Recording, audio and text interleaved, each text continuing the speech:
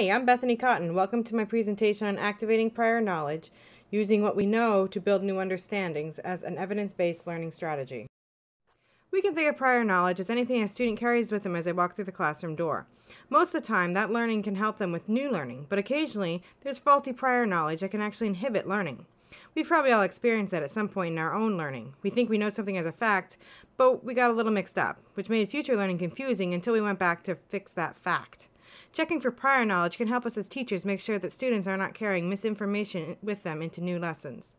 Prior knowledge is not always obviously connected to the new learning. Knowing that plants need sunlight before discussing the importance of solar energy and photosynthesis is an obvious connection that students can make. The example Anne Rockwell gave us of using football plays to help her son understand algebraic formulas is a little disconnected, but both of them are prior knowledge. Information we learn is organized in the brain in a compartmentalized way. Neural pathways lead to the location of a specific piece of information, hopefully creating an interconnected web of learning. If learning is isolated, such as in traditional lecture and exam situations, the neural pathways are less connected than authentic learning experiences, and the information is harder to access. As you can see in the top map of Homer's Spit in Homer, Alaska, there's only one road in and one road out. If a student's brain is arranged this way, they'll have to have one specific trigger to recall that piece of information, which decreases the likelihood of actually recalling that piece of information.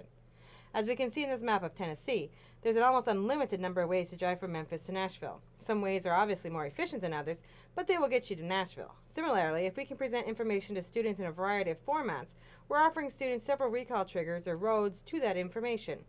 Prior knowledge is one such format that can increase the interconnectivity of students' brains.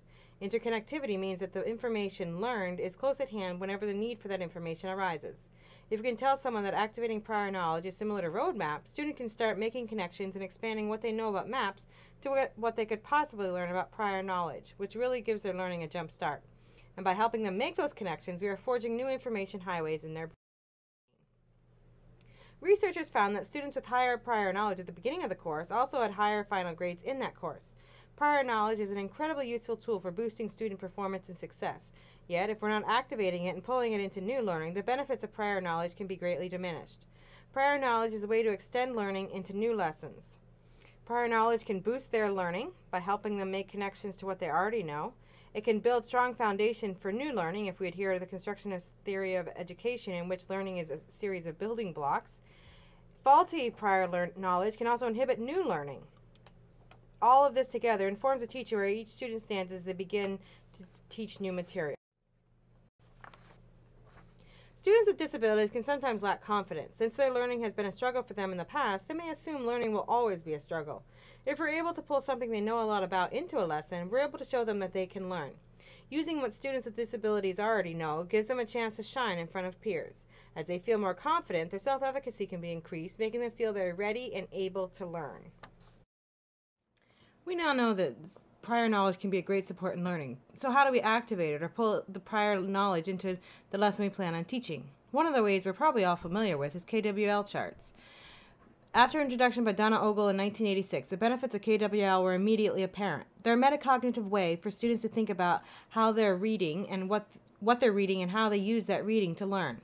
It's a way of organizing our thinking before, during, and after learning. We've all read dry academic text, and we know our brain can't take it all in right away, so we take notes, highlight, we stop to think. We've all probably had the experience of reading through an entire page and stopping to realize that because our mind wasn't focused, we didn't actually take anything in that we just read. For students with organizational disabilities or with learning disabilities, that can be their experience every time they read. KWL charts can be a way to retain the information contained in the passage.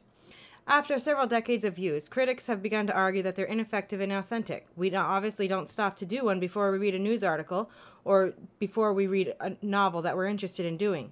But they also make the argument that if we use the KWL chart as they were originally designed, as returning to them for closure, that they can become an effective use in the classroom. So use them as a scaffold with conscientiousness and care. Several different versions of KWL are apparent, with KWEL, LINK, KWHLAQ, and KWHHL. Pretty much you can make your own graphic organizer for your students with various columns that you think are important. Another way to activate prior knowledge is brainstorming. In a way, this is like completing the K of the KWL chart, just making a list of everything we know before learning more about that topic. This can be a great classroom activity, having everyone contribute to the same thing. There are as many different types of brainstorming as there are teaching. I'm sure we've all experienced several different kinds in our learning and maybe even in our teaching that we have used ourselves. Some that I saw while doing research that looked like fun were class web brainstorming, similar to the concept maps, where the main subject goes in the middle and students write related concepts on post-it notes around it, and ABC brainstorming, similar to the party game Categories, where you make up a word related to the topic that starts with each letter of the alphabet. Another way to activate prior knowledge, and the one I'm going to focus on in this presentation, is by comparing that new material to something students already know and understand. By connecting the two possibly unrelated things, we are offering them a recall trigger in their minds. Okay, we are going to learn about the scientific method today. Does anyone know anything about the scientific method? Yes, it is important to science. The thing is, scientific process is the way for scientists to check, double check, and retest an idea.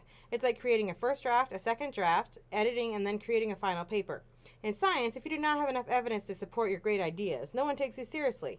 Because if you don't follow the scientific method, you're kind of just guessing it'll all work out. Scientists are not big on guessing. Guessing wastes time, money, and resources. So here is the scientific method in all its glory. First, a scientist asks a question and makes an observation. She then does a little background research to find if her idea is worth pursuing. She constructs a hypothesis, tests the hypothesis by doing an experiment, analyzes the data, and draws the conclusions. She then reports her results. Was the hypothesis correct or not? Finally, you must take notes. That's an important part of the scientific method of just making sure that you could recreate the process again if you ever needed to. As a class, we are going to relate the scientific method to something we all know a little bit about, buying clothes. Whether we like to go shopping ourselves, we all know a little something about it, because we probably know at least one person who loves to shop. So how can we compare that to the scientific method? The first part of the scientific method is observation or question formation. This part of the clothes shopping process is maybe seeing a style you really like in a magazine, on a show, on a friend, your favorite YouTuber, anywhere, and you wonder, would that look good on me? Should I buy one? And there you have your question. You've observed something and asked a question. You have a question. What do you do next? Do we spend our hard-earned money on this sweatshirt or whatever it is? Or is there still work to do before you get there?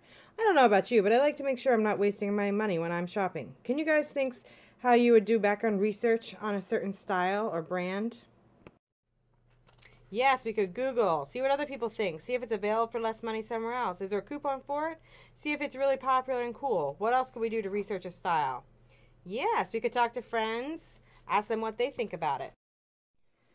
That's your research. If your research shows that nobody likes it and it was only popular for 3 seconds, you probably give up there. Scientists do research to make it sure it is worth their while to go forward with their ideas. If other people have already tried it and it didn't work, that's a good indication that it's probably not worth spending time and energy on further experiments.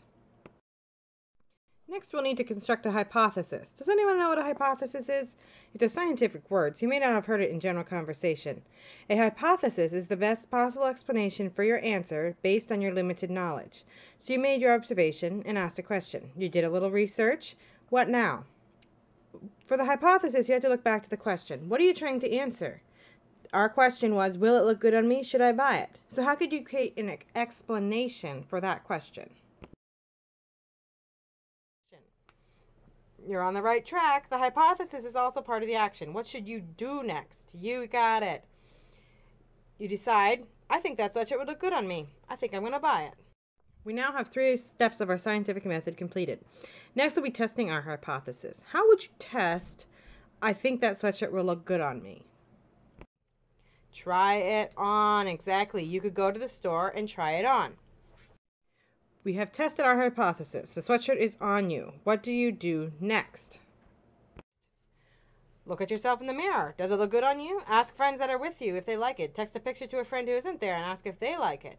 Get all their feedback. Maybe you're a little unsure, but everyone else loves it. Maybe one friend likes it and the other one doesn't. You think all these things through and make a decision. Will I buy it or not? Now we're at the last stage. Report your results. In this situation, how would you report your experiment of whether that sweatshirt would look good on you or not? Would you write up a paper on it and publish it in a local news site? How would you let people know what you decided? That's right, you could just wear it, let people see you bought it, and by golly, your hypothesis is correct because you rock that sweatshirt like nobody's business. You guys did a great job working through these steps with me. Asking a question, doing background research, constructing a hypothesis, testing your hypothesis, analyzing data, and then reporting your results. One last thing, in scientific experiments, scientists always take a lot of notes. How would that work in this scenario? What could you do to remember what you thought? Selfies, Pinterest, text, those are all note taking. So many of you are doing the scientific method in your everyday life and didn't even know it. At this point, students should have begun to see the connections between the familiar, clothes shopping, and the unfamiliar, scientific method.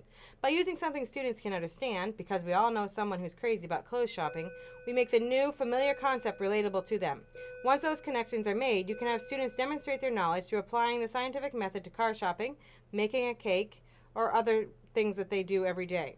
Later on in the year, as you are building a scientific knowledge, you can refer back to this to prompt students to remember the various steps later in the year. Just saying, think about clothes shopping could be enough of a trigger recall to help them remember the different steps of the scientific method. This won't work for all students with disability. If you're needing to teach a specific student with exceptional needs, I would try to find something that they're interested in, trains, horses, space, etc., and specifically create a connection between something they know and love and the unfamiliar concept. Prior knowledge is a useful and powerful tool that is often underutilized in today's schools. Prior knowledge can encourage students to extend the learning they've already done to learning that they will be doing in the future.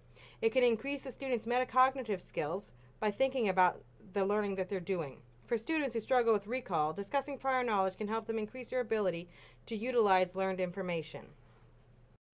Thanks for watching my presentation.